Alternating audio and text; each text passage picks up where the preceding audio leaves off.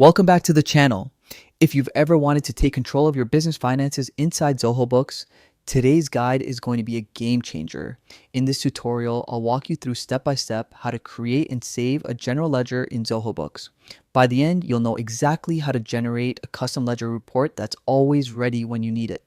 So, let's dive right in. First, log into your Zoho Books account and head over to the Reports tab from your main dashboard. This is where Zoho Books organizes all your financial reports. Once you're inside, use the search bar at the top of the reports page and type in General Ledger. This helps filter through all the available reports quickly. Go ahead and click on the General Ledger report from the results. Now comes the important part. Setting up your parameters. Choose the date range that best fits the financial period you want to analyze. Next, select the report basis. You can go with cash basis or accrual basis depending on how you want the transactions to be recorded. If you'd like to refine your data further, Zoho Books gives you a more filters option.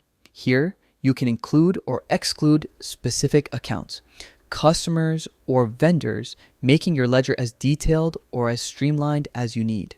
Once everything looks good, click on More Actions at the top and select Save as Custom Report. You'll now see a setup screen. Simply click Next through the review prompts and then give your report a clear and meaningful name, something that will make sense when you come back to it later. Finally, hit Save Custom Report. That's it. You've successfully created your own custom general ledger in Zoho Books. With this setup, you won't have to repeat the process each time. You can access your saved report instantly whenever you need a financial snapshot. And that's how easy it is to create a ledger in Zoho Books in 2025. If this guide helped you out, don't forget to like this video, subscribe for more Zoho Books and business tutorials, and hit the notification bell so you don't miss future guides. Thanks for watching, and I'll see you in the next one.